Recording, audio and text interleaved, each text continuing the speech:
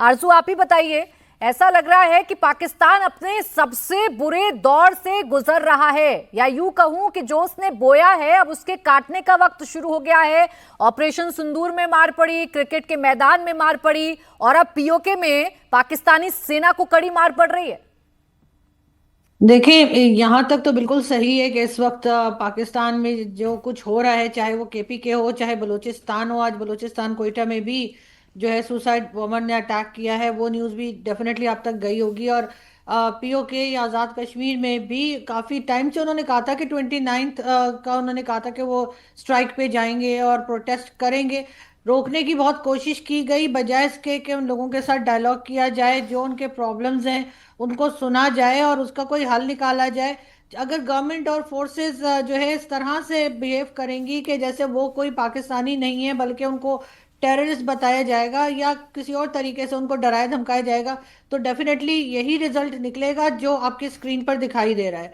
इस वक्त आज़ाद कश्मीर या पीओके में बहुत ज़्यादा टेंशन है, बहुत ज़्यादा लोग जो है उनको अरेस्ट किया जा रहा है, रोकने की कोशिशें की जा रही हैं, लेकिन मुझे लगता नहीं कि ये इस बात को इस बार रोक पाएंगे, क्योंकि ये गलत पॉलिसीज लेकर चल रहे हैं। और जब तक अपनी पॉलिसीज को ठीक नहीं करेंगे, ना यहाँ कुछ ठीक होने वाला है, ना ही बलूचिस्तान या केपीके में। नहीं, जब आवाम अपने हाथ में सब कुछ ले लेती है आरजू, तो हमने देखा है बाकी देशों में क्या हुआ है। क्या पाकिस्तान में भी तख्ता जो है वो हिलने जा रहा है? मुनीर का क्या ये डर है कि निहत्थे लोगों पर देखिए गोलियां चलाई जा रही हैं, कितने मासूम लोगों की जान पीओके में ली जा रही है। देखिए, बिल्कुल ऐसा ही हो रहा है, लेकिन ऐसा मुझे नहीं लगता कि अभी फौरी तौर पे इसका कोई रिजल्ट निकलेगा।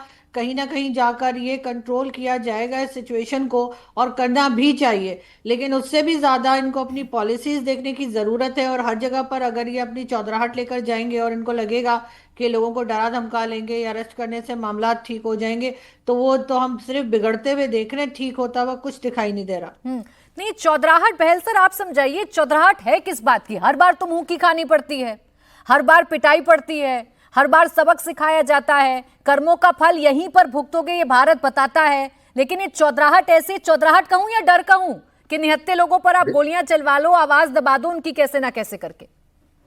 बिल्कुल सही कह रहे नहीं। हैं प्राची जी आप। मैंने बैटल ऑफ ब्रिटेन में लंदन की बॉम्बिंग देखी है, ऐसे यूक्रेन के अंदर वॉर के अंदर भी आप बॉम्बिंग्स देख रहे हैं, सिटीज के ऊपर हो रही है, लेकिन वो दूसरा देश है। यहाँ पाकिस्तान के तो अंदर अपने ही लोगों के ऊपर हमले किए जा रहे हैं। टीरा वैली में आपने देखा JF-17 चीनी जहाज का LS-6 प्रिसिशन गाइडेड म्यूनिशंस लेके आए थे, यानी कि लेजर गाइडेड बॉम्ब थे। उसके बाद हमला किया और पूरा का पूरा विलेज को उन्होंने फ्लैटन कर दिया, 30 लोगों को मार दिया, जहां पे महिलाएं और बच्चे भी थे। ये आतंकी बिहेवियर है, ये बिहेवियर है डिक्टेटर का। और ये डिक्टेटर का बिहेवियर कहां से आता है? ये डिक्टेटर का बिहेवियर आता है उसके अंदर से, डर से।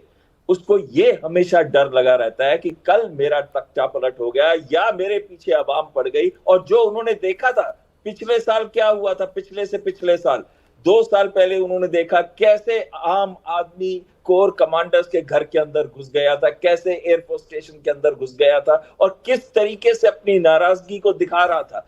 पीओके के अंदर हमेशा से डिफरेंशिएशन किया गया। ये जो मुस्लिम कॉन्फ्रेंस की बात करें, ये पहले JNK नेशनल कॉन्फ्रेंस की पार्टी थी जो पाकिस्तान के साथ मिलना चाहती थी जस्ट आफ्टर पार्टीशन। ये वही लोग हैं जिन्होंने पूंछ रिबेलियन शुरू किया था भारत के अंदर। अब ये वहां जाके इनकी आर्मी और ISI के साथ क्लोजली मिले हुए हैं, और इन लोगों ने, इनके बदमाशों ने पाकिस्तान आर्मी के जो पर्सनल थे 3000 के करीब गए थे इस्लामाबाद से, और अब तो और भी फौजें भेज दी उन्होंने। और वहां पे उन्होंने गोलियां चलाई हैं अपना नाम निशान छुपाने के लिए। इनके जो ISI के थे वो सिविलियन ड्रेस के अंदर थे। अपने लोगों पे कौन गोली चलाता है, मुझे ये समझ नहीं आ रही।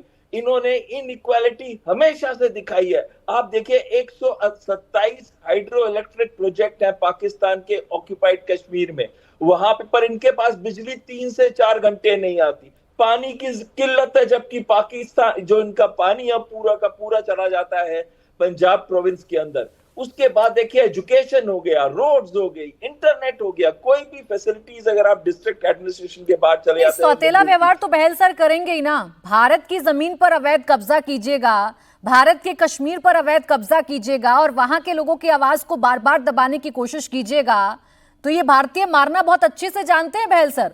और वैसा ही मैं देख रही हूँ पीओके की एक एक तस्वीर बता रही है कि कैसे मुंह तोड़ जवाब दे रहे हैं वहां रहने वाले लोग।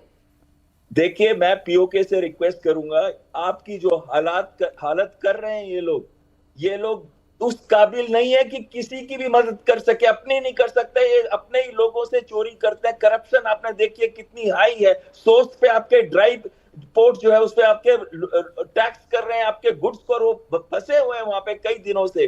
आप देखिए गेहूं की कीमतें कितनी ऊपर चली गई है वहां पे।